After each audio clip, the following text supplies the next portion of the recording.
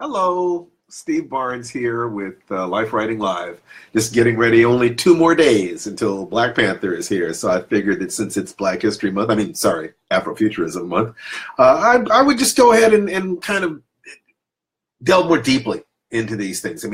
Everything I'm talking about is the application of mythology to life and life to mythology. So Afrofuturism is a specific application of this. That's all it is. So whatever you're interested in, all you have to do is change some of the terms and change some of the sets, and it'll apply to whatever you're interested in. Or you could simply use it to help you understand what's going on in this context. So today I want to talk about it. There's this fantastic explosion of Black Panther fever and eagerness about it. And hi everybody, hello Tanel, Tanksley, and Theo, and James, and Scott, and looks like my dad, my father-in-law, John Dew, is on the line, so that's great too. So hi everybody, love you all.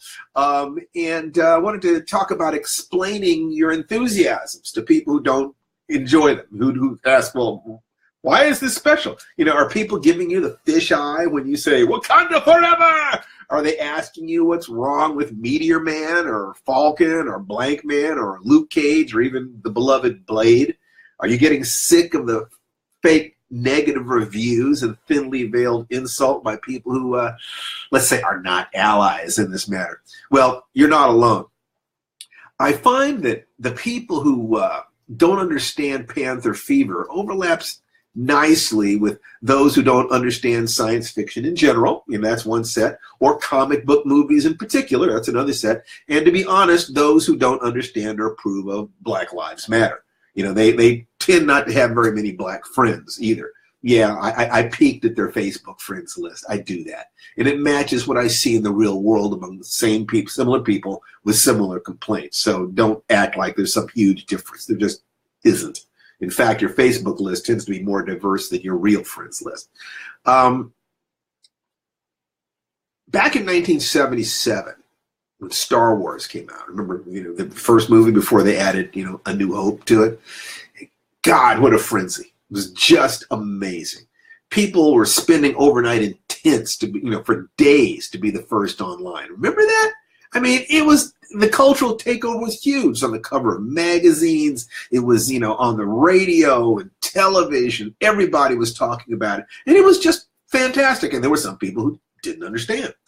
Or you could look at the Star Trek phenomenon, with people creating languages, legally changing their names, wearing Spock ears to work, and getting married in Star Trek wedding ceremonies. Remember all of that? I love both of these things, but I guess people consider me to be, relatively, I seemed to be normal. So they would ask me, what is it with the weirdos? Why are the weirdos acting this way? I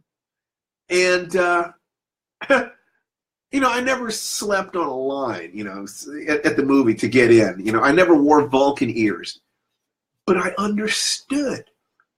I understood why people were so enthusiastic. I understood how hungry we are for myths that connect head and heart and body.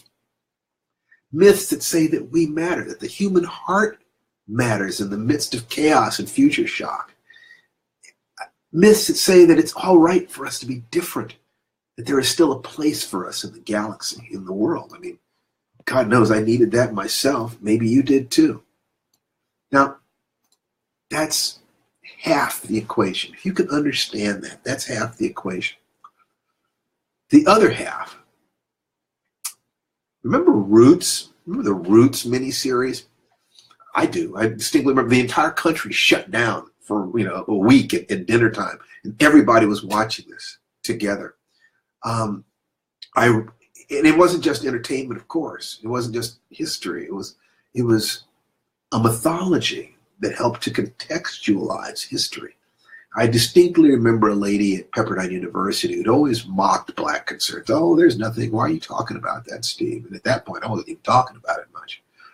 But after seeing Roots, she was in tears. She said she had no idea at all. How could she? It wasn't her fault.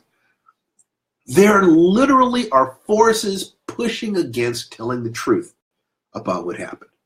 Literally, it is not your fault for not knowing. People have collaborated deliberately to remove facts from textbooks and to keep this stuff off the airways. And it is not an accident that the dominating cinematic imagery of slavery was gone with the wind up until Django Unchained. So, I mean, in terms of serious film, don't even go there. It was not your fault. There really were forces pushing against you. And God, I don't know nothing about birthing no babies, Miss Scarlett. And if you can hear that without throwing up in your mouth a little bit, you're one of the fortunate ones. To this day, there are uninformed people claiming that slavery was no worse than immigration, or that liberal social policies were more damaging than 400 years of captivity and isolation. Jim Crow and segregation. There really are. I see them on Facebook all the time from people who I used to consider to be open-minded and fairly intelligent. There are voters, employers, lawmakers, justice officials who believe these things. And how do you think those people interpret the statistics on things like income and income disparity and infant mortality and arrest rates? You think they believe in equality, no matter what they will say in public politely? How could they? And we've been surrounded by them for centuries.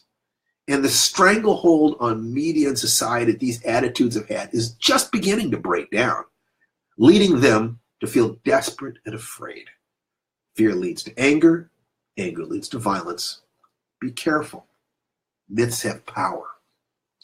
Roots had that power because it was a story of one man who fought through the walls, rebuilt historical bridges, connected family myth on the American continent to family myth in an African village, in the process regaining a slender thread of what had been ripped away from slaves: names, language, culture, history, mythology, religion, agency. The memory of a time when his people defined themselves in terms of his people, or in terms of the natural forces of the earth, not in reference to oppressors and colonizers, kidnappers, and even kind but patronizing allies. Alex Haley was the first Black American to accomplish this and write of it widely. And for that, he was both greatly enriched and attacked unceasingly. Gee, I wonder whose interest it was to try to minimalize what it was that he had done. I will leave that as an exercise. I remember sitting in my mom's living room, watching this groundbreaking program over the course of a week. And for the very first time in my life, because in my 12 years of public school education, not a single hour was spent on the subject of slavery. Not one. Civil War, sure. And I think it was mentioned in passing. But the circumstances, the conditions, the testimonies of slaves themselves, nothing.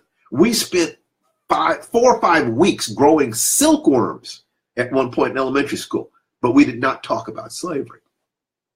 For the very first time, I grasped a history that was not created and approved by the very people who needed to kidnap my ancestors and brainwash them into working for a fraction of their value, as well as giving up all agency over their lives and bodies, and whose descendants would blindly claim that offering someone free sandwiches for a month is more damaging than torturing and raping them for a year. I mean, the bald-faced temerity of that is staggering, and they got away with it for decades. But they cannot get away with it any longer if you know who you are. In all honesty, Roots was too late for me. I'd already done sort of an end run around race with countless hours of meditation and study, connecting me directly to the heart of the divine. I had not seen any strength or power in being Black, not in my house, not in my neighborhood. Despite the surface happy talk, I just didn't see it. It took decades for me to revisit those questions. And the price for doing so was just as severe as I'd feared. Yeah. I'm strong enough to handle it, but the cost of developing that strength was, again, severe. And I do not want the next generation to pay that price. They're going to need to pay that price to do other things, to accomplish other things. And truth is, I see enough positive changes in business, politics, economics, and, entertainment to convince me that no, my kids aren't going to have to pay the same price that I paid, just as I didn't pay as high a price as my father paid, or his father, or his father. So if you want to understand the frenzied reaction to Black Panther, all you have to do is look at the Star Wars phenomenon, which was about the power of myth and family identity, and the Roots phenomenon, which is about the power of myth and social identity. Add or multiply them times each other, and bang, you have that explosion of joy. Star Wars times Roots equals Black Panther. Look at the reactions from people, black and white. As with the reaction to Wonder Woman in the No Man's Land sequence, the reaction is, I didn't even know I needed to see this. That is filling a hunger so deep that we're numb to it. To be connected with our ancestors, our land, our gods, our names, our sense of centrality in the universe, something every other group of people on the planet has. Africans have it. Even if they have material poverty, they have a sense of who they are. Colonized people have it, even though, once again, they can be oppressed. But they still have their names, their identity, their gods, their legends. Brainwashed and kidnapped people do not. And white folks, most just want to live decent lives, raise their families, deal with their own stresses with integrity. They want our children to be able to play together without dragging the past up again and again. But until that past is dealt with honestly, until the liars stop claiming that they would have gotten over it faster, or that immigrants who fought to get here had the same experience as the Africans who fought to escape, until we are at least a generation beyond those lies, it is irrational for anyone to expect us not to join ranks and say, back the hell off. Go back to sleep. Unless you're a snake, of course, in which case, slither on over. To paraphrase Nick Fury in The Avengers, snake, meet boot.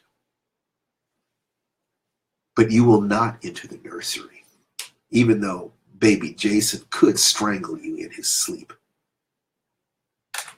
Black baby Hercules? No. Little T'Challa. What can you do? Mostly live a good and decent life with your eyes open. Or enjoy and support art that speaks to a wider world. If you want to go deeper, share what you learn with your children or the children that you influence. And if you want to go deeper still, and are a creative artist, create your own inclusive worlds. We need you. Black, white, brown, yellow, Christian, Jew, gay, straight, male, female, liberal, and conservative. We need your perspective. And so long as you believe in human equality, you are welcome in this new world. This is an opportunity, a new opportunity to close the door on the past without forgetting its horrors, to embrace a future grounded in a pretty new and revolutionary notion that people can be different without being less. We can create that world for our children, and we must, or we have failed them. Let them deal with the new challenges of the 21st century. For God's sake, don't ask them to keep carrying the burdens and fighting the wars of the 19th century, the 18th century, the 17th century. God, let's close the door, shall we? All we have to do is tell the truth. Science fiction is just the mythology of the 20th century. Afrofuturism is nothing but this concept applied specifically to the children of the diaspora, to their hopes and dreams and identities. It's not that complicated. And if you didn't miss the fact that we weren't in Star Wars, you have no right to complain that we are creating our own worlds now and inviting all to share in the fun. So if you want to go beyond Black Panther or understand its roots, We have everything you need in the Afrofuturism Dreams to Banish Nightmares class. Everything you need to understand, research, support, create, including the emotional tools and a full writing course. It's worth at least 10 times what we're charging for it. Be part of the answer. To order it, go to www.afrofuturismwebinar.com. And I'll see you at the movies. I've already got my ticket. Wakanda forever! Take care, guys. See you later.